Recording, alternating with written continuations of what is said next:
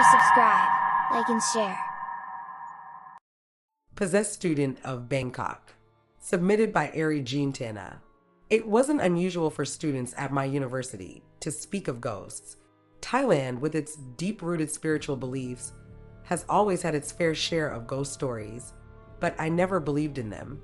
Growing up in Bangkok, I had always been practical, focused on my studies, and uninterested in the superstitions that surrounded me. That changed when I moved into the dormitory. The dorm had been abandoned for years. It was part of an older building on campus, far from the new, modern halls where most students preferred to live.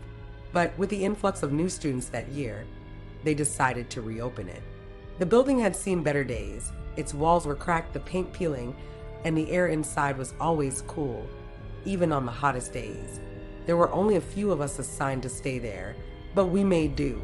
At first, it was just a little creepy with its long, dark hallways and echoing footsteps, but nothing out of the ordinary. That was until the incident. I had been staying in the dorm for about 2 months when things started happening. It began with little things, doors creaking open on their own, strange drafts in rooms with no windows, and a faint whispering that seemed to follow me wherever I went. I told myself it was just the old building playing tricks on my mind, but deep down, I felt something was off. One night, as I was studying late, I heard a soft knock on my door. It was barely audible, but in the stillness of the dorm, it was enough to make my heart race. I hesitated for a moment, then got up and opened the door. No one was there. The hallway was empty, dimly lit by the flickering lights above. I stepped out, looking both ways, but there was no sign of anyone. As I was about to turn back inside, I saw a shadow at the end of the hallway, standing completely still. At first, I thought it was a trick of the light, a figment of my imagination. But then the shadow moved. It wasn't like a person walking, it was more like a glide, smooth and deliberate, as if the shadow itself were alive. My heart pounded in my chest as I stood frozen in place, my feet rooted to the spot. The shadow drew closer, slowly, until it stopped a few meters away. I blinked, and just like that, it was gone. I stumbled backward into my room, slamming the door behind me. My hands were shaking, my breath coming in short, shallow gasps. I locked the door and pressed my back against it, trying to calm myself. It was just my mind playing tricks on me, I told myself. The stress of exams, the late nights, it was all catching up with me. But deep down, I knew that wasn't the truth. That night, I couldn't sleep. Every time I closed my eyes, I saw the shadow creeping down the hallway, watching me, waiting. The air in the room felt heavy, suffocating, as if something unseen was pressing down on me. My body felt weighed down, my limbs too heavy to move, and for the first time in my life, I felt a deep, unsettling fear. The next morning, I tried to tell my friends, but they laughed it off. "It's just the old building," they said. "These places always feel creepy, but there's nothing to be afraid of." But I couldn't shake the feeling that something had followed me back to my room. Over the next few days, the strange occurrences became more frequent. I would hear footsteps in the hallway late at night, slow and deliberate, as if someone or something was pacing outside my door. The lights in my room would flicker, even though there was no power outage. And the whispers, they grew louder.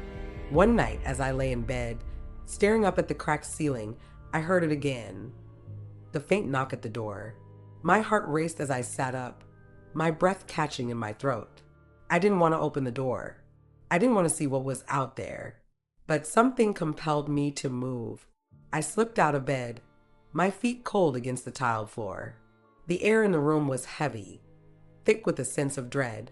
I reached for the doorknob, my hand trembling, and slowly opened the door. The hallway was empty, as always. The dim light flickered above, casting eerie shadows along the walls. But this time, the shadow at the end of the hallway wasn't just standing there. It was waiting for me. I felt a chill run down my spine as I stepped out into the hallway. The shadow didn't move, but I could feel its presence, its eyes watching me, urging me forward. Against my better judgment, I took a step closer, and then another. Suddenly, the lights in the hallway went out, plunging me into darkness.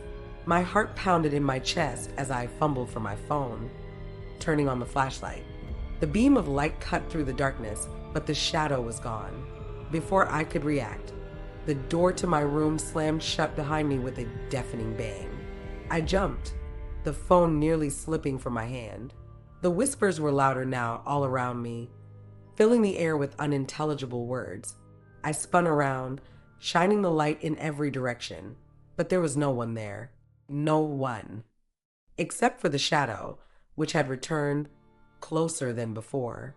I stumbled backward, my legs shaking, and in that moment I knew I wasn't alone.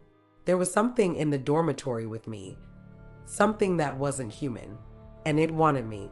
I don't remember how long I stood there, frozen in place, staring at the shadow. Time seemed to stretch on endlessly, my heartbeat the only sound I could hear above the whispers that surrounded me. The shadow moved again, gliding silently closer. It was as if the darkness itself was coming to claim me. I ran. I don't know what finally made me move, but I sprinted down the hallway, not caring where I was going, just trying to get away. My footsteps echoed loudly, but the whispers followed, growing louder, more insistent. They weren't just voices anymore. They were commands, pulling at the edges of my mind, telling me to stop, to turn back. I burst through the stairwell door, nearly tripping over my own feet as I raced down the stairs. The dorm felt like a maze now, twisting and turning in ways that didn't make sense. The hallways seemed longer, the shadows deeper, and no matter how fast I ran, the feeling of being watched never left me. When I finally reached the ground floor, I collapsed against the wall, gasping for air. My body trembled uncontrollably, my chest tight with fear. I fumbled with my phone, trying to call someone, anyone, but the screen flickered and died. No signal. The lobby was empty, just like it always was at this time of night. But something was different. The air was colder, the lights dimmer, and the whispers, they were everywhere now, filling the space around me, whispering in a language I didn't understand. And then I saw it.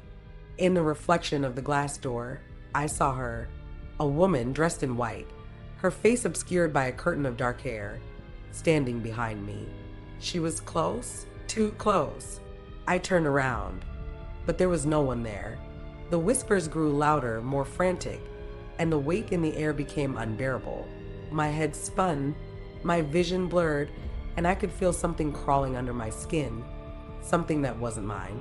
The woman was gone, but I could still feel her presence, as if she had left a part of herself inside me. I couldn't stay in the dormitory any longer. The whispers, the shadow, the woman, they were everywhere, haunting my every step. The feeling of being watched never left me, and I knew that whatever had followed me wasn't going to stop. I packed my things the next morning and moved out. I didn't tell anyone what had happened, not my friends, not the school. I just left, hoping that distance would be enough to break whatever hold the dorm had over me. But it wasn't. Even now, months later, I can still feel it. When I'm alone, in the dark, I hear the whispers. They're faint, barely audible, but they're there, always there, waiting for me to listen.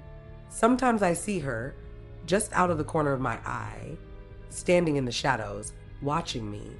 And at night, when the air grows heavy and cold, I feel her presence crawling under my skin, reminding me that I belong to her now. I don't know what she wants or why she chose me. All I know is that no matter where I go, I can't escape her. The dormitory may be far behind me, but she is with me always.